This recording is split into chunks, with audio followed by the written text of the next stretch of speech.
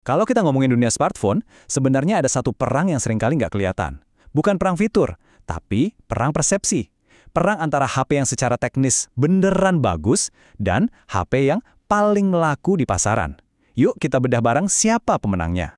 Pernah nggak sih kamu lagi lihat-lihat HP terus bingung sendiri? Lihat HP yang harganya jauh lebih miring, tapi kok speknya angkanya lebih gede, megapikselnya lebih tinggi, RAM-nya lebih jumbo. Rasanya aneh kan? Kok bisa gitu ya? Nah, jawabannya itu yang bakal kita bongkar habis-habisan di sini. Ini tuh bukan cuma soal teknologi, tapi lebih dalam lagi. Ada strategi bisnis yang super cerdik, plus trik-trik psikologi yang mainnya di alam bawah sadar kita. Oke, buat ngerti ini semua, kita perlu mundur sedikit ke sebuah momen krusial. Sebuah momen, kudeta, di salah satu pasar HP terbesar di dunia. 29%. Ingat angka ini. Angka ini benar-benar ngeguncang industri smartphone di tahun 2018.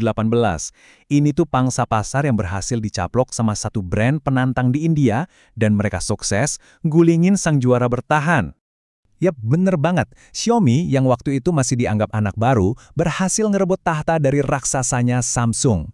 Ini benar-benar cerita David lawan Goliat versi modern. Pertanyaan terbesarnya, gimana caranya? Jawabannya, ada di satu senjata marketing yang luar biasa kuat. Dan senjata rahasia itu adalah megapiksel.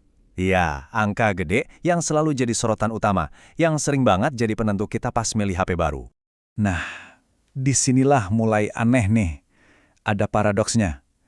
Di satu sisi, brand kayak Xiaomi gencar banget promosiin kamera 108 megapiksel. Di sisi lain, raksasa sekelas Apple dan Google bertahun-tahun santai aja pakai 12 megapiksel.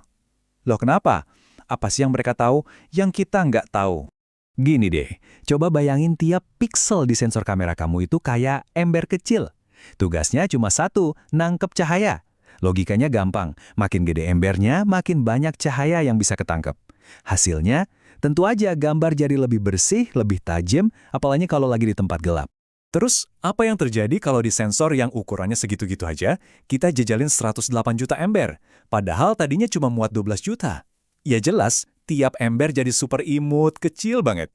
Ember-ember mungil ini jadi susah nangkap cahaya. Akibatnya, muncul deh yang namanya noise atau bintik-bintik di foto, apalagi pas motret malam-malam. Jadi, gimana dong cara ngakalinnya? Nah, disinilah ada trik software canggih yang namanya pixel binning. Cara kerjanya gini, si HP itu ngambil 9 piksel kecil yang minim cahaya tadi, terus softwarenya secara digital ngegabungin informasi dari 9 piksel itu jadi satu piksel virtual raksasa. Dan tebak hasil akhirnya apa? Foto 12 megapiksel.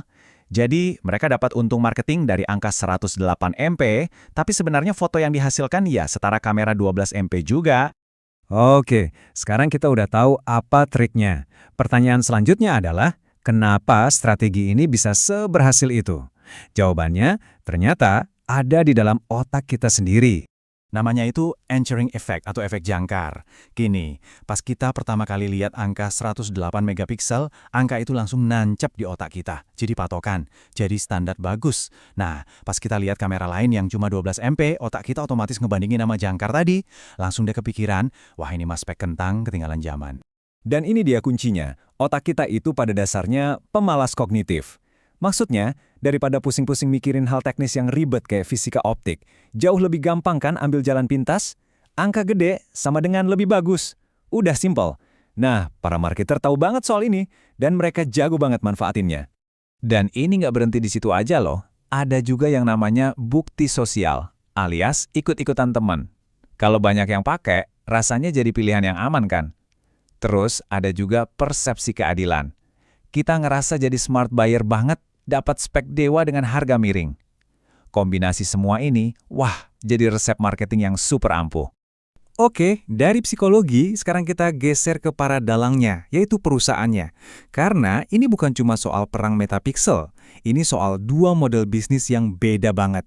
Dalam dunia bisnis, ada teori klasik namanya dilema sang inovator. Gampangnya gini, Samsung sebagai pemimpin pasar fokusnya akan manjain pelanggan kelas atas, bikin produk makin canggih, makin premium, dan makin mahal.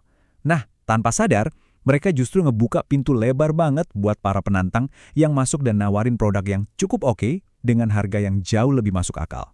Coba deh, lihat perbedaannya. Di satu kubu ada Samsung, fokusnya di hardware premium, branding global yang biayanya selangit. Di kubu satunya ada Xiaomi yang ngelakuin kebalikannya. Mereka berani batasin untung dari hardware cuma 5%, jualannya lewat online, dan marketingnya ngandelin komunitas fans mereka yang super loyal. Ini tuh strategi yang radikal banget. Dengan untung cuma 5%, Xiaomi benar-benar ngerusak aturan main yang ada. Mereka nggak cari untung gede dari jual HP. Untungnya dari mana? Dari layanan, dari iklan, dari ekosistem produk mereka yang lain. Inilah yang bikin mereka bisa nawarin spek gahar dengan harga yang kayaknya mustahil buat disaingi. Jadi, setelah kita kumpulin semua potongan puzzle ini, apa kesimpulannya? Apa sih yang sebenarnya terjadi di perang smartphone ini? Nah, ini dia poin utamanya. Definisi kata terbaik itu udah geser total. Sekarang, terbaik itu bukan lagi soal detail yang super tajam kalau di zoom 100 kali. Di zaman Instagram dan TikTok, terbaik itu adalah foto yang warnanya ngejreng, yang kelihatan pop di layar HP yang kecil, bahkan setelah kualitasnya hancur karena kompresi media sosial. Ironis kan, semua kehebatan teknis kamera mahal itu seringkali hilang pas di-upload. Jadi aturan mainnya benar-benar udah berubah. Fokusnya geser dari kesempurnaan teknis ke hasil yang wow di medsos. Gengsinya juga geser, dari punya barang mewah jadi bangga karena jadi pembeli cerdas. Dan perang selanjutnya itu bukan lagi soal hardware atau megapiksel, tapi soal AI dan ekosistem. Seberapa pintar HP kamu dan seberapa nyambung dia sama perangkat kamu yang lain. Nah, sekarang pertanyaannya balik lagi ke kamu. Setelah tahu semua permainan di baliknya, pilihan ada di tanganmu. Nanti, pas kamu ganti HP lagi, apa yang bakal jadi pertimbangan utamamu? Angka-angka di brosur atau pengalaman nyata pas HP itu ada di genggamanmu?